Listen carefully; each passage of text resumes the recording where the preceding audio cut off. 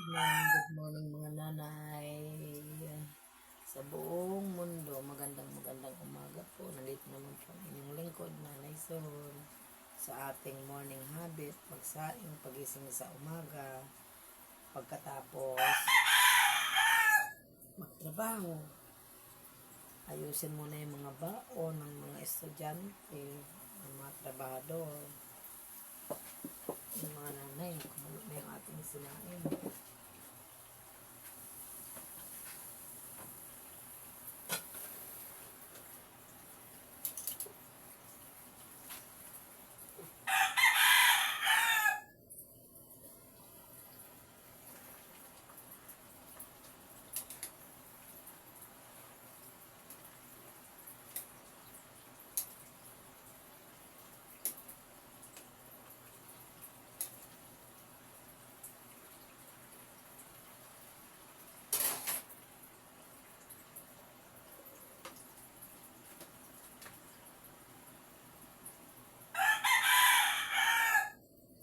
Kumulot na po mga nanay yung ating sinain.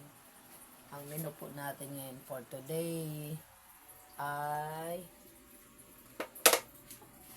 isda. Pambaon. Ayan. Yan po ang baon nila ngayon. Araw na ito, isda naman. Kahapon ang baon nila ay ano ba tawag dyan? Itlog ng mga nanay. Ang oras po natin ito ay alas 4. Suklay-suklay muna tayo mga nanay. Alam niyo po, ang buhok ko po ay napakalambot. Gamit ko lang po talaga yung kalamansi. Walang balakuba.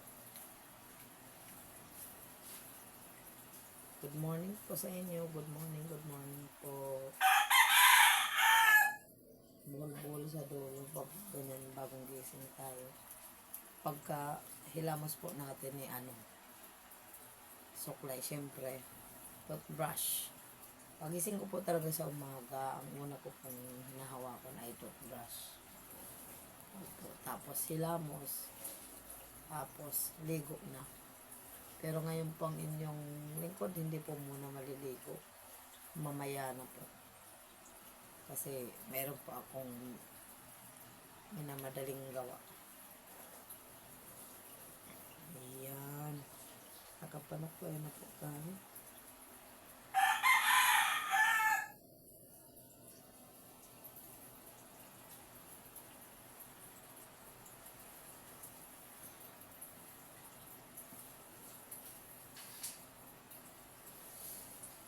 Ayan mga nanay, habang naghihintay po tayo na mawalan po ng ng yelo yung ating isda, tayo naman po ay maglalagay muna ng ayan, ang panuklay na po ang inyong lingkod, Nanay Sol.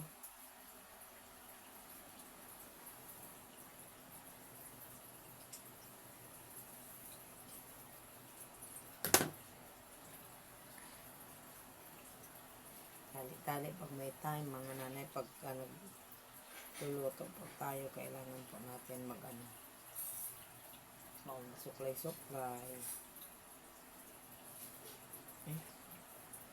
Parang na po, napapanot ng gita po. Takpan po natin. Ayan.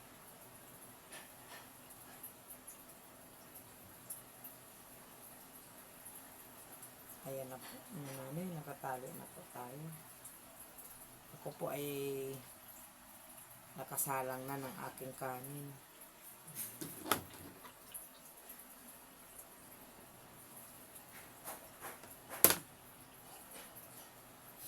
Ayan po mga nanay, ang gagawin po natin habang naghihintay tayo sa ating lulutuin na mawalan po ng yelo, ay tayo po ay maglalagay muna ng mugmug sa basahan mga nanay, para hindi sayang yung oras natin.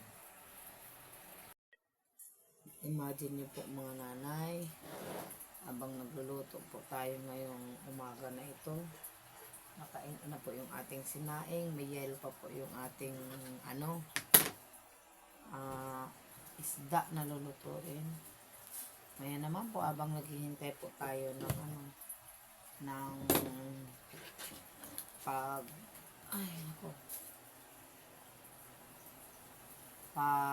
ano ba tawag nito? Wala po ng yelo. Ang gagawin po naman natin ngayon ay gagawa naman po muna tayo ng ng magmumugmog ng basahan. Alam niyo po ba pagmumugmog ng basahan? Ito naman po.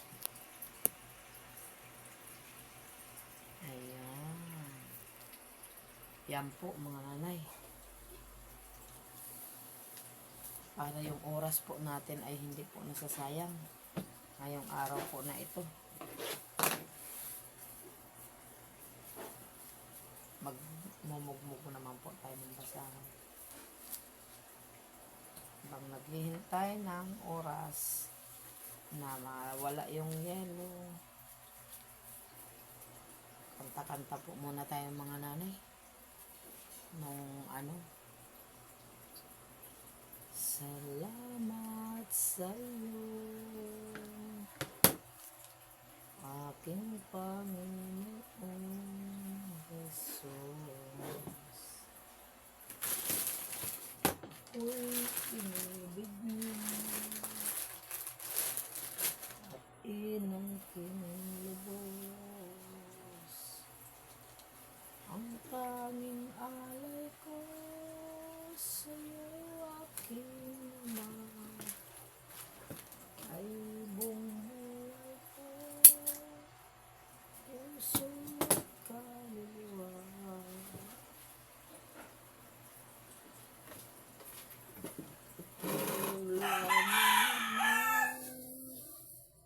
Wala nang iba pa akong mahihiling. Kuha po muna tayo mga nanay ng pang tapal natin. Ito po mga nanay ay po natin to, yung panapal. Ganito po ako gumagawa ng Ayan, nanay.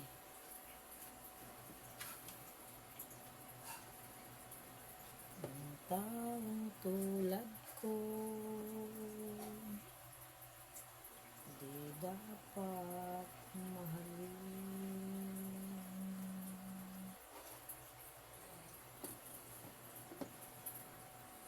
Ang tanging alay ko sa'yo aking Ama,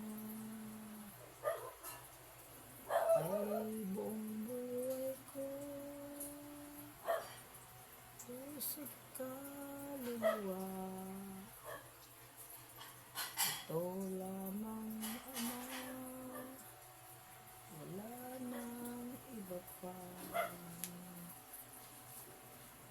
akong mahihiling.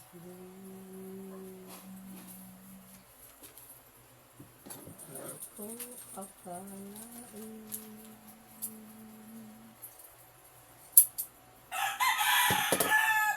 na ako ay bibigyang pansin. Ang atin po kasing mga basahan nanay ay meron po yung palaman. Iba na hindi nagbabasahan, pero yung iba naman na nagbabasahan, alam na po nila kung ano po yung palaman.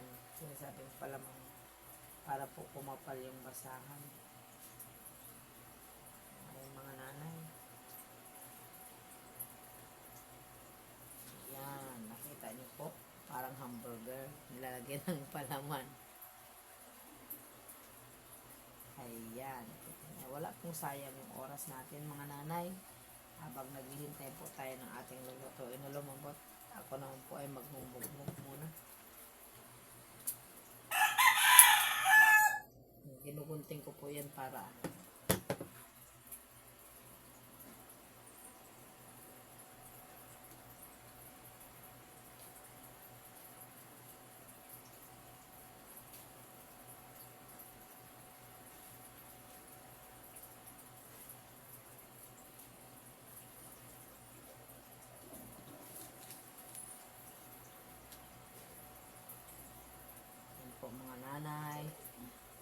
salamat po sa inyong panonood, mga nanay. Thank you po for watching, mga nanay.